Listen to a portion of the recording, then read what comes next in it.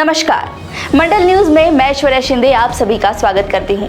एक नजर महाराष्ट्र की टॉप 10 खबरों पर। मुख्यमंत्री एकनाथ शिंदे और उप मुख्यमंत्री देवेंद्र फडणवीस ने कहा है कि उनकी सरकार मराठा समाज को ऐसा आरक्षण देगी जो कानून के मुताबिक होगा और सुप्रीम कोर्ट में भी टिकेगा। इसके साथ ही उन्होंने ये भी भरोसा दिलाया कि इससे ओबीसी आरक्षण को कोई झटका नहीं लगेगा। एक प्रेस कॉन्फ्रेंस के दौरान जानकारी देते हुए बताया गया कि मराठा आरक्षण के लिए बनाई गई गायकवाड़ समिति की रिपोर्ट 20 फरवरी को विधानसभा के विशेष सत्र में रखी जाएगी। हाल ही में मराठा समाज के शैक्षणिक, आर्थिक और सामाजिक हालात का सर्वे किया गया है और जिनको कुंडली प्रमाण पत्र जारी किया गया है उनको मराठा आरक्षण का लाभ नहीं मिलेगा।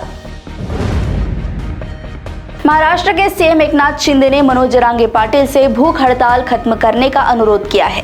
शिंदे ने कहा कि सरकार मांगों को पूरा करने के लिए सकारात्मक रूप से काम कर रही है।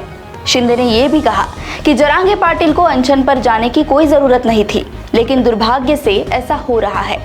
मुख्यमंत्री शिंदे ने कहा कि उनकी सरकार मराठा आरक्षण को लेकर अपना रुख पहले ही साफ कर चुकी है और इसे कानून बनाए जाने की दिशा में सकारात्मक काम किया जा रहा है। एक और जहां मुख्यमंत्री शिंदे ने मनोज जरांगे पाटिल से भूख हड़ताल खत्म करने का अनुरोध किया है, तो वहीं बॉम्बे हाई कोर्ट की तरफ से मनोज जरांगे की सेहत का जायजा लेने के निर्देश दिए गए हैं। जस्टिस अजय गडकरी की बेंच की तरफ से कहा गया है कि जब सरकार उन्हें शांतिपूर्वक ढंग से प्रदर्शन करने दे रही है तो जरांगे पाटिल को भी सरकार का सहयोग करना चाहिए। जरांगे पाटिल 10 फरवरी से भूख हड़ताल पर है और उनकी सेहत दिनों दिन बिगड़ती जा रही है। मराठा आरक्षण एक्टिविस्ट मनोज जरांगे को वर्ष 2024 के मराठा भूषण सम्मान से नवाजा जाएगा। इसके साथ ही मुख्यमंत्री एकनाथ शिंदे और मथाड़ी नेता नरेंद्र पाटिल को भी ये सम्मान दिया जाएगा। मराठा क्रांति मोर्चा की ओर से ये पुरस्कार हर साल मराठा समुदाय की प्रमुख हस्तियों को दिया जाता है। 19 फरवरी को छत्रपति शिवाजी महाराज की जयंती के अवसर पर ठाणे में ये पुरस्कार दिया जाएगा। मनी लॉन्ड्रिंग मामले में ईडी द्वारा समीर वानखेड़े को 20 फरवरी तक गिरफ्तार नहीं किया जाएगा। ईडी ने बंबई हाई कोर्ट में इस बात की जानकारी दी है।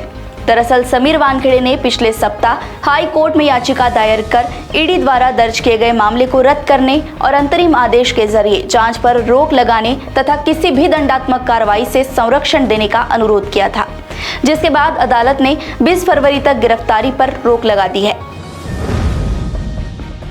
महाराष्ट्र में लोकसभा चुनाव से पहले कांग्रेस की मुसीबत और बढ़ सकती है। खबर है कि पूर्व मुख्यमंत्री अशोक चव्हाण के कांग्रेस छोड़ने के बाद बुलाई गई विधायकों की बैठक में कम से कम 5 विधायक शामिल नहीं हुए और अब उनके दल बदल किए जाने के कयास लगाए जा रहे हैं।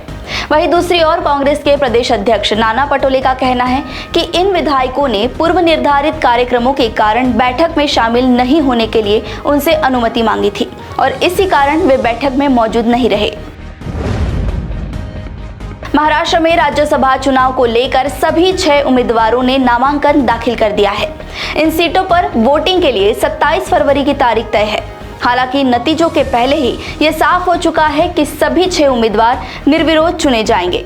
दिलचस्प बात यह है कि राज्यसभा की 6 सीटों में से 4 सीटों पर पूर्व कांग्रेसियों का ही दबदबा है। आगामी लोकसभा चुनाव में महाराष्ट्र की बारामती सीट पर दिलचस्प लड़ाई देखने को मिल सकती है।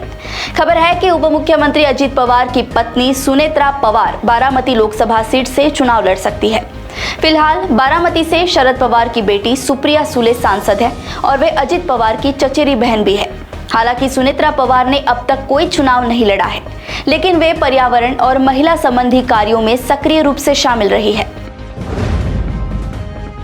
अजित पवार की एनसीपी के एनडीए में शामिल होने की खबर के बाद महाराष्ट्र के उप मुख्यमंत्री देवेंद्र फडणवीस ने साफ कह दिया है कि अब एनडीए में उद्धव ठाकरे की वापसी नहीं हो सकती है। फडणवीस ने कहा कि राजनीति में सभी का अपना अपना राजनीतिक एजेंडा होता है, लेकिन उद्धव ठाकरे ने जिस तरह की भाषा का इस्तेमाल किया उससे न सिर्फ पार्टी बल्कि उनके दिल को भी ठेस पहुंची है और जहां दिल को चोट पहुंचती है वहां कुछ नहीं हो सकता। मुंबई एयरपोर्ट पर एक बुजुर्ग यात्री को व्हीलचेयर नहीं मिलने से मौत की खबर सामने आई है। बताया गया है कि व्हीलचेयर नहीं मिलने के कारण एक बुजुर्ग यात्री को इमिग्रेशन काउंटर तक पैदल चलकर आना पड़ा। इस बीच काउंटर तक पहुंचने के बाद वे गिर पड़े और हार्ट अटैक से उनकी मौत हो गई। इस घटना पर एयर इंडिया ने अपनी सफाई भी दी है। एयर इंडिया का कहना है कि बुजुर्ग यात्री से इंतजार करने का अनुरोध किया गया था, लेकिन उन्होंने उनकी बात नहीं मानी। ऐसे ही महाराष्ट्र के टॉप 10 खबरों को जानने के लिए देखते रहिए मंडल न्यूज।